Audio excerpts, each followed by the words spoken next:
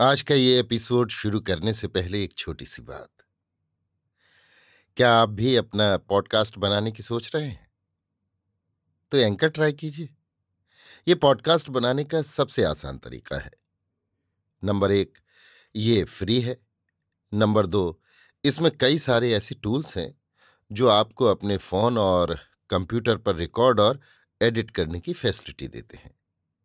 Number 3, आप अपने podcast को डिस्ट्रीब्यूट भी कर सकते हैं, जिससे इसे स्पॉटिफाई और दूसरे प्लेटफॉर्म पर सुना जा सके। तो डाउनलोड कीजिए फ्री एंकर ऐप या विजिट कीजिए anchor.fm पर अपना पॉडकास्ट स्टार्ट करने के लिए। ये तो थी एक छोटी सी जानकारी, और अब शुरू करते हैं एपिसोड का सिलसिला। तो आज के एपिसोड में लीजिए सुनिए आचार्य चतुर्सेन शास्त्री के लिखे उपन्यास सोमनाथ के 12वें भाग अघोर संपदा को मेरी यानी समीर गोस्वामी की आवाज में। उस दुर्गम जनवर्जित अघोर क्षेत्र में ऐसा अद्भुत अकल्पित आतिथ्य पाने की अमीर ने स्वप्न में भी कल्पना नहीं की थी। उस निर्जन गुफा में राज दुर्लभ सुख साधन और गर्मागर्म राजभोग देखकर तथा उस विचित्र माया पुरुष पिशाच राज का समझ में न आने वाला व्यक्तित्व देखकर दोनों असाधारण अतिथि घपले में पड़ गए। भोजन विश्राम से निवृत्त हो उन्होंने गुफा में एकत्रित बहुमूल्य वस्तुओं को देखा जो आरक्षित रखी थीं। अमीर ने कहा, ये तो बड़ी अद्भुत बात है हजरत। ना यहाँ आदमी है ना आदमजाद, फिर ऐसा लजीज खाना गर्मा गर्म और ये माल ताल जिसकी हिफाजत करने वाला भी यहाँ कोई नहीं है। क्या ये सचमुच कोई जिन है या कोई बला? लेकिन वो है कहाँ? गुफा तो भीतर और ज्यादा बड़ी नहीं दिख पड़ती, फिर वो भीतर जाकर कहाँ गायब हो जाता है? यही तो बात है हजरत। अब भी आप कह सकते हैं कि ये सब करामात नहीं है। मैं बिना देखे सुने क्या कह सकता हूं? वो अगर जिन है तो अकेला नहीं होगा। क्या आपने पट्टन में नहीं सुना कि 1 करोड़ जिन्नात उसकी खिदमत करते हैं? सो रंग ढंग तो कुछ ऐसे ही नजर आते हैं। लेकिन आप तो कहते हैं कि छोटे गुसाई ने आपको यहां आने को कहलाया था, आने से फायदा होगा ये भी कहा था। सो क्या फायदा होता है यही देखना है। अब तो दिन छिप रहा है, वापस तो हम जा ही नहीं सकते हैं। वापस जाने की बात तो बाद में है, अभी तो उसने कहा है कि वो बात करेगा। अब ये देखना है कि वो क्या बात करता है। अमीर और उसका साथी गुफा से बाहर चले आए। बाहर आकर देखा, सामने एक शिलाखंड पर वो दैत्याकार पिशाचराज समाधिस्थ बैठा है। उसके नेत्र बंद हैं और शरीर निश्चल है। अमीर लपक कर उसके निकट आने लगा, पर दूसरे आदमी ने उसे रोक कर कहा, नहीं नहीं, वहां जाना ठीक नहीं, वो ध्यान मुद्रा में है, ऐसी हालत में उसे छेड़ना नहीं चाहिए। फिर उसने जिस तरीके से हमारी तवाज़ा की है, उससे उसे नाराज करना तो किसी भी हालत में ठीक नहीं है। कुछ देर दोनों एकटक उस समाधिस्थ पिशाच को देखते रहे। धीरे धीरे सूर्य अस्त हो गया, चारों दिशाएं अंधकार से भर गईं, परंतु वो पिशाच वहीं उसी प्रकार निश्चल बैठा रहा। कुछ देर में दोनों व्यक्ति उठकर गुफा में गए तो ये देखकर उनके आश्चर्य का पारावार न रहा कि गुफा में स्वर्णदीप जल रहे हैं और जलते हुए सुगंधित तेल की महक से सारी गुफा सुरभित है। साथ ही उत्कृष्ट गर्मागर्म ताज़ा भोजन का थाल भरा रखा है, जिसमें अनेक प्रकार के बने हुए मांस मिष्ठान और पकवान भरे हैं। मसालेदार शराब से भरे हुए मध्यपात्र तथा शयन के लिए शैया भी तैयार है। अमीर ने आश्चर्य से कहा, लेकिन इसका क्या मतलब है? क्या हम इसके शाही कैदी हैं कि वक्त पर खाना बिस्तर मिलेगा मगर वो बात न करेगा? साथी ने कहा, नहीं, इसका मतलब यह है कि हमें झटपट खाना खाकर कुछ विश्राम करना चाहिए, फिर वो बात करेगा। इस पर दोनों व्यक्ति खाने में जुट गए। भोजन समाप्त कर कोमल शैया पर आराम करने लगे। दोनों अपने अपने विचारों में खोए थे। थकावट के कारण उस सुखशैया पर उन्हें झपकी आने लगी। अभी झपकी आई ही थी कि उस दैत्य की आकृति गुफा के भीतर से आती हुई नजर आई। दोनों व्यक्तियों ने दृष्टि विनिमय किया। इसका ये अभिप्राय था कि हम जिस पुरुष को गुफा के बाहर देख आए हैं वो भीतर से कैसे निकला आ रहा है, परंतु बात करने का अवकाश नहीं मिला। उस पुरुष ने वज्रध्वनि से कहा, आ सुल्तान। इस पर दोनों पुरुष तलवार हाथ में लिए उसके पीछे गुफा के भीतरी भाग में घुस गए।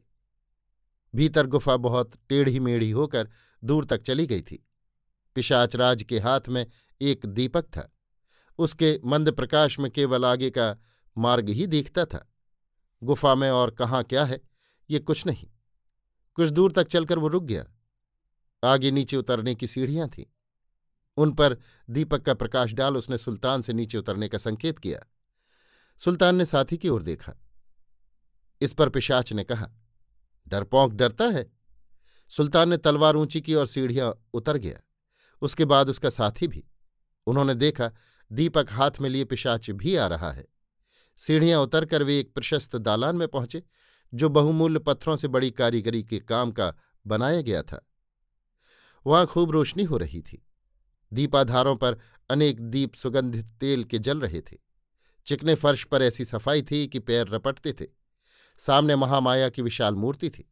इस मूर्ति के वस्त्रालंकार रत्न जटित थे। मुख अति भव्य था। अर्घपात्र नैवेद्य सब स्वर्ण पात्रों में धरा था। दोनों व्यक्ति आश्चर्य से चकित हो ये दृश्य देखने लगे। फिर उन्हें उस पिशाच का ध्यान आया। उन्होंने पीछे घूमकर देखा तो वो कहीं नहीं था। साथ ही साथ जिस द्वार से अमीर वहां आया था उस द्वार का भी कहीं नामो निशान न था। वहां से बाहर जाने का दूसरा कोई द्वार भी न था।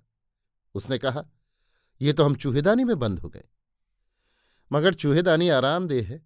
आगे क्या होता है ये देखना चाहिए। यहां हमें सिर्फ वो बंद करने को लाया होता तो ये रोशनी और ठाट बाट न होते। अवश्य ही यहां हमें कोई अनहोनी चीज देखने को मिलेगी। वो ये कह ही रहा था कि अकस्मात बहुत से वाद्य बज उठे और संपूर्ण वातावरण मोहक संगीत की तान से आपूर्ण हो गया। अभी इनके आश्चर्य की समाप्ति भी नहीं हुई थी कि आश्चर्य में आश्चर्य ये हुआ कि मानो पृथ्वी को फोड़कर मूर्ति के चरणों से एक के बाद एक सुंदरी षोडशी बालाएं निकल आईं। कुल 9 थीं। वे नख से शिख तक रत्नाभरणों से लदी थीं। वे रूप लावण्य में भी अद्वितीय थीं। उनके उन्नत उरोजों पर मोतियों की कंचुकी कसी थी। मकड़ी के जाले के समान महीन उत्तरीय से छनकर उनकी रूप छटा देखने वाले को उन्मत्त कर रही थी। उनके पैरों में स्वर्ण की पायलें थीं।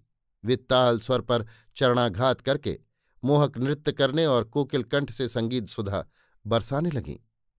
उनका रूप, वैभव, श्रृंगार और उन्मत्त कर देने वाला नृत्य देखकर अमीर आपा खो बैठा।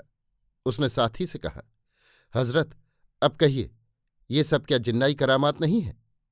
साथी ने सिर हिलाकर धीरे से कहा, हो सकता है। दोनों चुपचाप दृश्य देखते रहे। बालाएं घेरा बनाकर देवी के आगे गरबा नृत्य करने और गाने लगीं। उन सबके हाथ में एक एक स्वर्ण थाल था। थालों में प्रज्वलित आरती थीं। अमीर गजनी के साम्राज्य और अपनी 16 विजय यात्राओं को भूलकर इस अलौकिक रूप और यौवन के ढेर को देख मस्त हो गया। इसी समय उसके कान में वज्र गर्जन जैसा घोर शब्द सुनाई दिया। संगीत नृत्य तुरंत बंद हो गया। नृत्य करने वाली बालाएं देवी के चरणों में गिर गईं। ऐसा प्रतीत हुआ जैसे देवी ने प्रश्न किया और पिशाच ने उत्तर दिया, ये कौन? विनाश का अग्रदूत गजनी का महमूद। इस अगम क्षेत्र में क्यों? महाकाल की प्रेरणा से। कैसी प्रेरणा? विधि भंग हुई, देवपट्टन विनष्ट हो। सो हो। और गुरुपद? गुरुपद का क्या? प्रसन्नमयी महामाया, गंग सर्वज्ञ का गुरुपद भ्रष्ट हुआ। अब गुरुपद का क्या हो? रुद्रभद्र ग्रहण करे। जय अम्बे।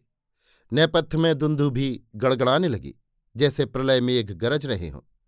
युवतियां उठकर देवी के समक्ष नतमुख खड़ी हो गईं।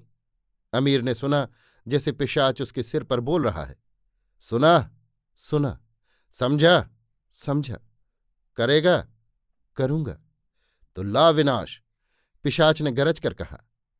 एक सुंदरी आगे बढ़ी। उसने नैवेद्य से एक स्वर्ण घट उठा लिया। उसे लेकर वो अमीर के निकट आई। पिशाच का स्वर फिर सुनाई दिया, प्रसाद ले। युवती ने सोने के प्याले में मध्य भरकर एक एक दोनों को दिया। दोनों उसे पी गए। मोह निद्रा टूटने पर दोनों ने देखा, न वो गुफा है न वो स्थान। वे हिरण्या नदी के उस पार रेती में पड़े हैं। उनके अश्व पास ही चल रहे हैं।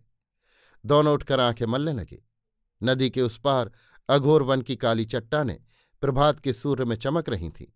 उनकी तलवारें उनके निकट पड़ी थीं। अमीर ने कहा, क्या ये ख्वाब था? ख्वाब कैसा? कल इसी वक्त क्या हमने नदी नहीं पार की थी? की थी। और इन्हीं घोड़ों पर उस पहाड़ी तक नहीं गए थे? गए थे। तो अब? बात हो गई, चलिए अब। दोनों ने अपने अपने अश्व बटेश्वर की राह पर छोड़े। चलने से प्रथम अमीर ने एक कुटिल दृष्टि खाई कि उस पार सोमनाथ महालय के गगनचुंबी शिखर के ऊपर फहराते भगवा ध्वज पर फेंकी। मंदिर में नगाड़े बज रहे थे। अभी आप सुन रहे थे आचार्य चतुर्सेन शास्त्री के लिखे उपन्यास सोमनाथ के 12वें भाग अघोर संपदा को मेरी यानी समीर गोस्वामी की आवाज में।